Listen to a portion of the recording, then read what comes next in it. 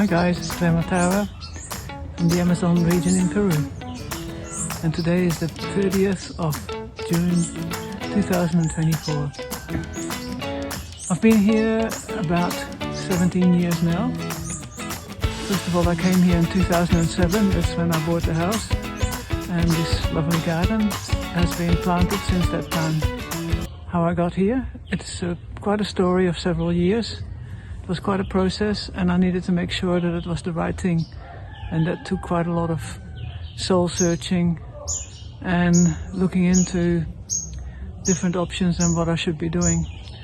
The message I had was that I had to go to South America, and first of all it was going to be the Amazon region, and I didn't know how I was going to do that, so the other message was to go to La Paz, Bolivia.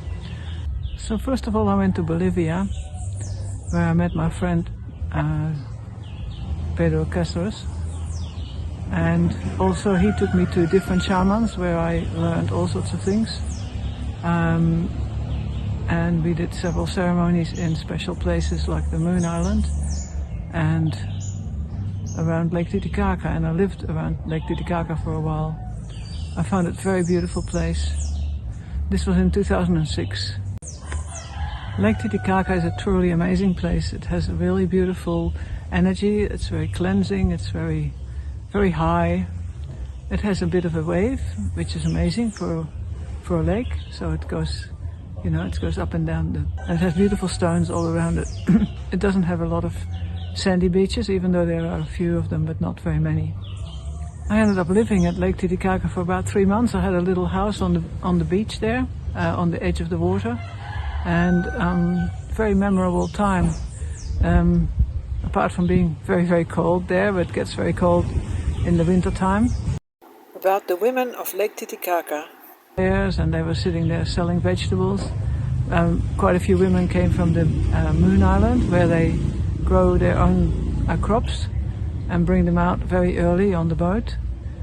So the markets were nice, and they had beautiful bread too, which was very tasty.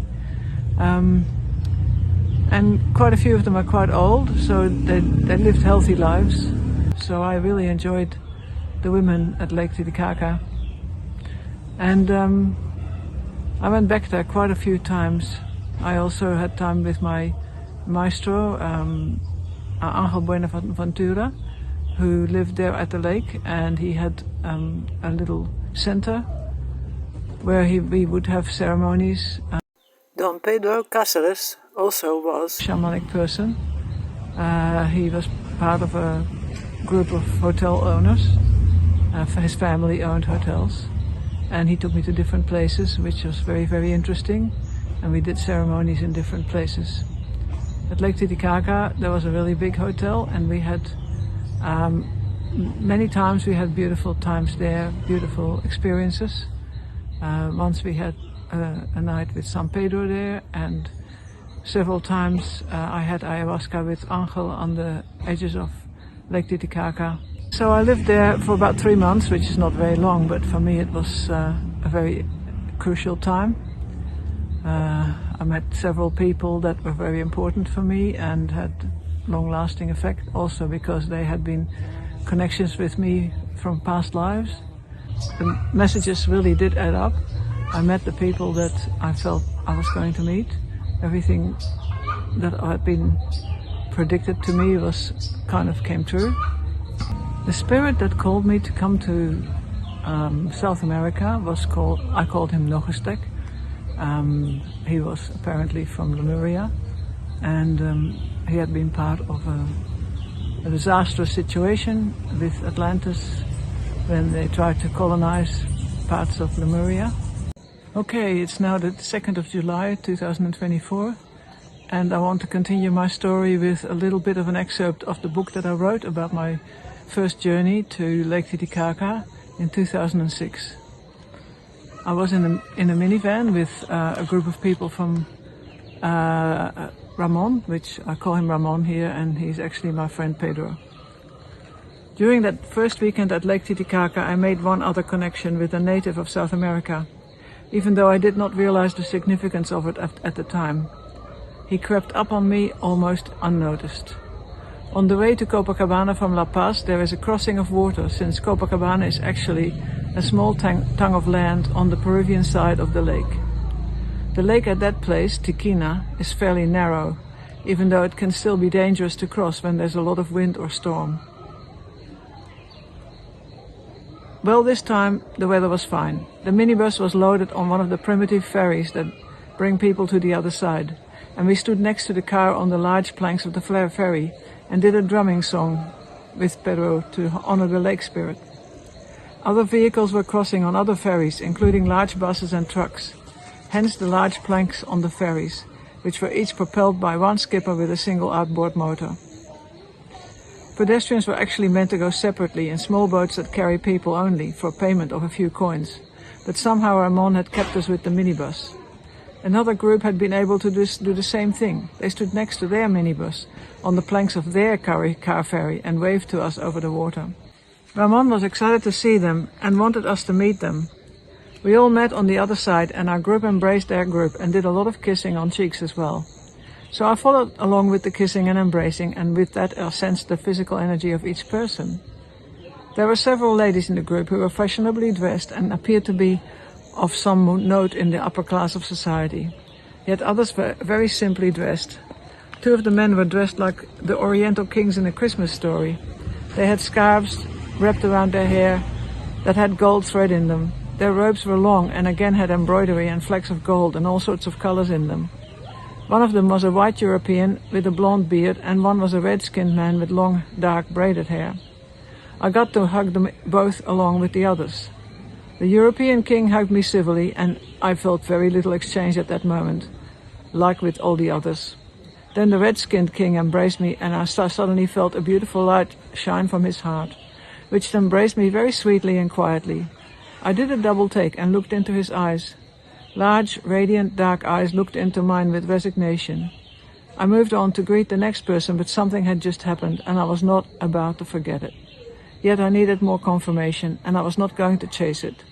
If it were important, it would come to me. We left that group to go back into our minibus and drove the last leg to Copacabana.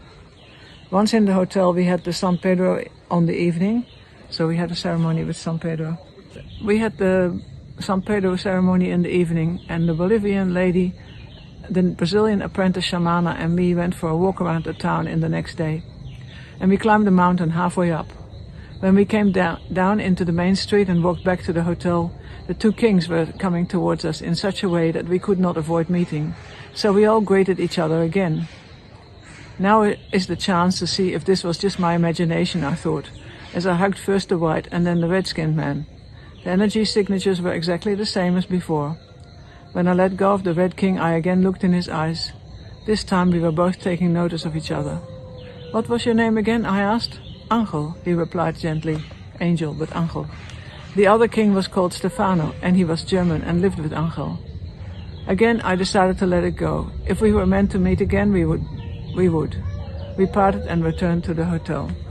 So here I'm going to skip over the story a little bit and come to a few weeks later, when I had come back from Urmiri, the hot springs, and I was back in the hotel with Pedro, that I called Roman in the story. It was now Tuesday afternoon. I had been meditating over all these things in my room upstairs when I had an urge to go down and buy myself a hot cup of coffee, if I was lucky enough to find one.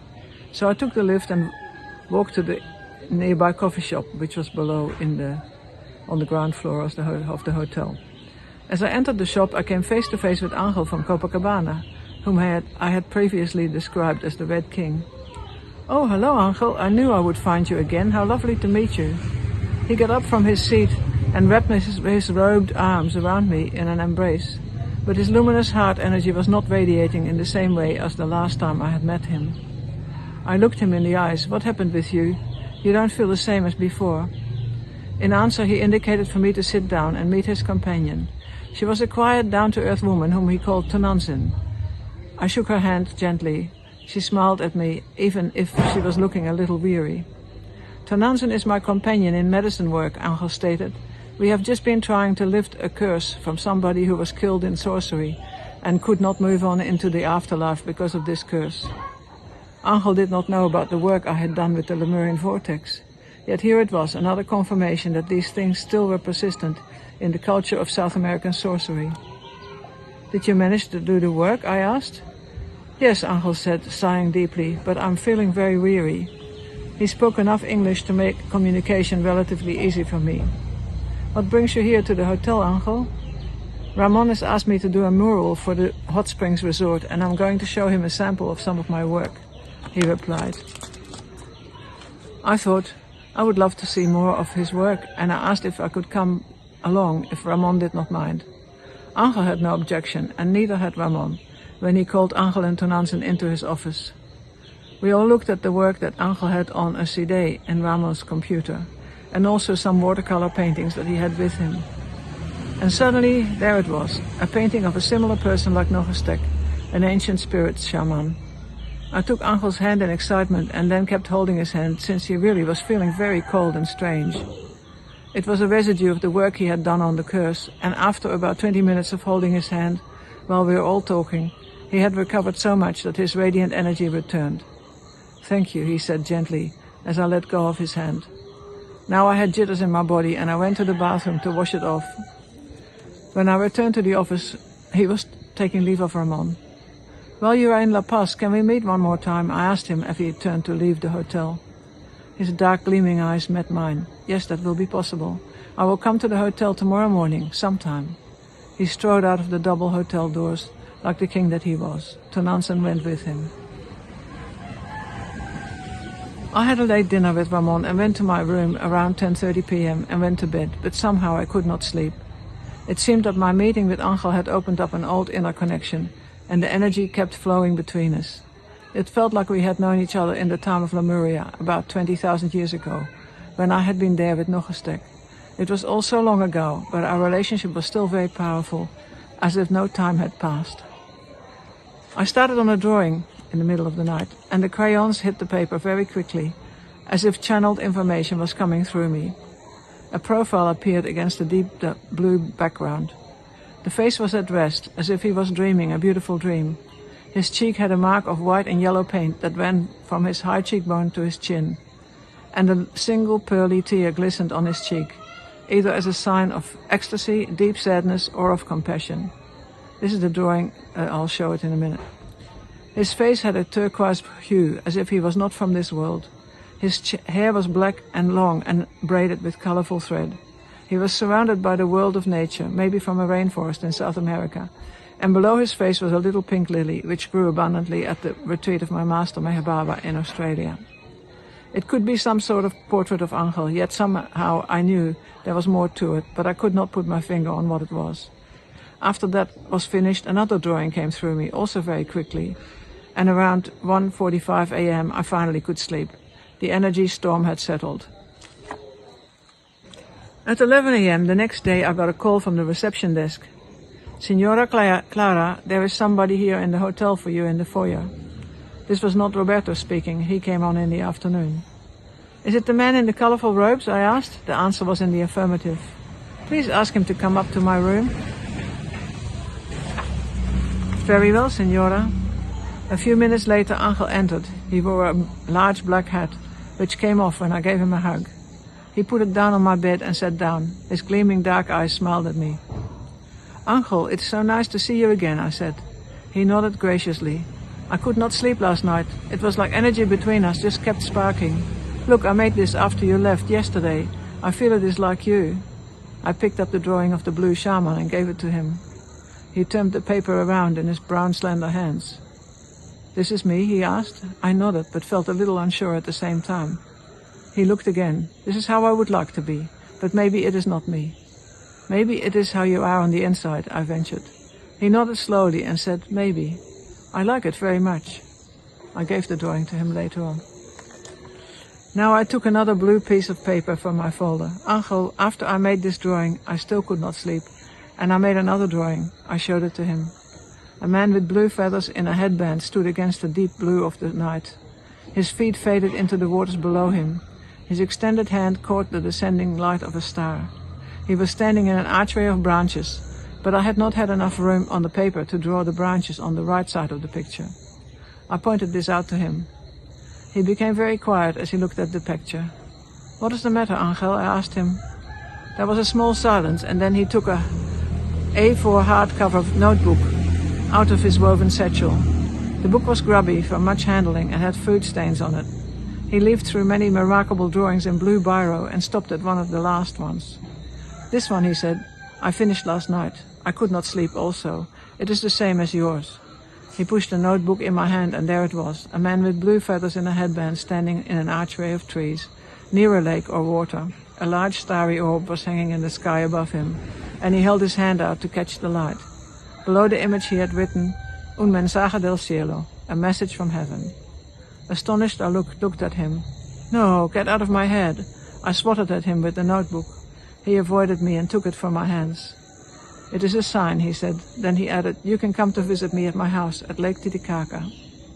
"Angel, can I take a photocopy of this drawing?" I asked, "and maybe also of some of those other lovely drawings that you have made here?" He nodded with a serious expression and put the notebook back in my hands. "You take the copies and then return the book to me. I take the bus back to my house today, and you come to visit me later." "But Angel, this could take weeks. Won't you miss your notebook?" "No, I have another one." He picked up his satchel and slung it over his shoulder. "I must go now, or I will miss the bus. He put his large hat firmly on his fine-featured head. As he left the room, he took the bottle of water from my desk and stuck it in his satchel. He smiled at me. "Goodbye, I will meet you again." He let me kiss his cheek and left. So now it's quite a bit later, and we're driving to Copacabana for a time at the Copacabana hotel of Pedro's family. We arrived there, and then I was with a friend called Eric, and we went to Angel's house. Eric and I walked up to Angel's house in Copacabana in the afternoon and secured the little cottage next to Angel for me as a future house to live in. Eric had enough knowledge of English to make the necessary translations with the indigenous landlord, and the deal was concluded to the satisfaction of each. Angel and Stefano were long-term tenants of the same landlord, and they had been recommended me. After that we returned to the hotel and took the minibus to take supplies to Angel and sort out where the medicine journey was to be held. In the hotel, because Ramon was again suffering from ill health and could not be out in the cold for too long, or at Angel's place, where the energies for such a trip were more congenial. So it was in the winter, in August. Tonantzin wanted to do the trip at Angel's place, and she finally persuaded Ramon to come and join us there. By the time all this was concluded, it had become later than 11 p.m. It was 11:45 p.m. when we all sat around in the circle and received a tablespoonful of powdered San Pedro in our hand, which we somehow threw down the hatch and washed down with water. This was the first time that I took San Pedro, and I was a little apprehensive, as I did not know what was in store for me. Most of the recipients went outside to enjoy the stars, but my body was in conflict. I wanted to lie down and sleep, yet the plant would not allow me to rest, but went to work on my chakras, the places in my subtle spine. Eric stayed near me while I was on the floor, floundering and feeling out of control of my normal bodily functions, and his presence was a great help. Eric was very grounded. Angel came in and started to try and revive me and get me to go outside. He had to do this 3 times, using a spray of refreshing cologne and a condor wing and other feathers, but then I did manage to get out under the stars. Once I was there, I started to have several powerful encounters with Angel on other levels, and this was due to our inner resonance, but I did not know what I was meant to do with this, and I spent a lot of time lying on the ground. Stefano was near me, Angel's partner, and I saw his beautiful soul and his ancient wise spirit, always watching the ones he cared about, in a detached and loving watchfulness. Then he was a god with 4 heads, like the ancient Indian Shiva images. I could see the divine bliss that sustains his life on this earth, as he allowed all things to take place as the divine flow of God's creation ordained. On the normal physical level, Stefano had actually diabetes. Angel became a dancing girl and took on all sorts of different guises, like for instance a king, a queen and a strange shaman dancing magic around the fire with leaping flames. But he was always the same Angel that I knew so well. deep down. I felt so much at one with him that sometimes I seemed to have his face, and he later told me that he had felt also that he had my face. He wove in and out of the group, keeping an eye on the ones who were not managing well, and then he and Tonantzin worked together to revive that person. Tonantzin herself, with the aid of her rattle, had tuned into the earth and the grandmothers to such an extent that now she looked exactly like the Pachamama that I had drawn before. After a few hours, Angel decided that he was going to administer Wilca, one of his special companion plants. Before I started on the medicine trip, I had a message from my master Meher not to take the Wilca, but I was not decisive and clear enough in my haze of San Pedro, and Angel was too quick for me and administered me a shot in the nose before I could tell him what I had decided. It hit me very hard and I was suddenly completely incapacitated. I stumbled back to Eric and fell across his lap like a limp rag and stayed there for quite some time while psychedelic colors exploded in my head. It became like a storm in my body and soon I was vomiting only just away from Eric and from the sacred fire. But this was not too bad since I had taken nothing but water for more than 12 hours. Eric was clear with Angel that he did not want any Wilca after he saw how it affected me. And after a while he left me to prowl the edges of the group with my roommate Tyron, who had 4 shots of Wilca and was still standing.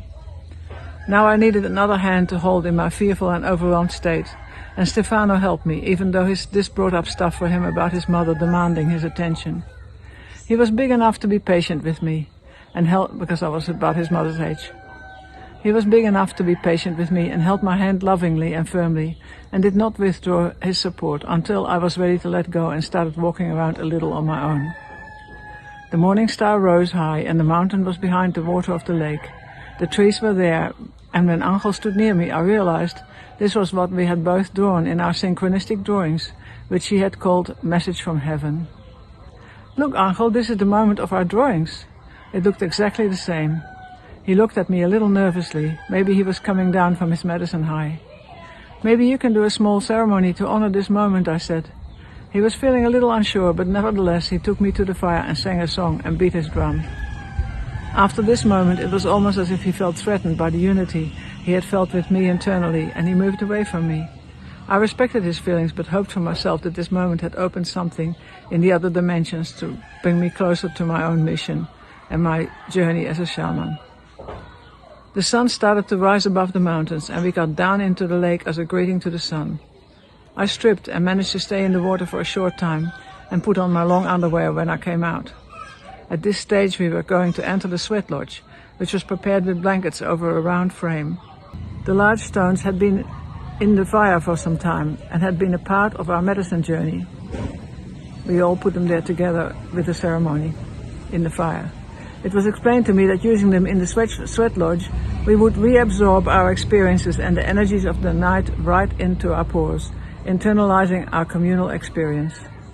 The ones that were left to partake of this were 3 men and 3 women, and I could see the grandmothers and grandfathers in each one of them.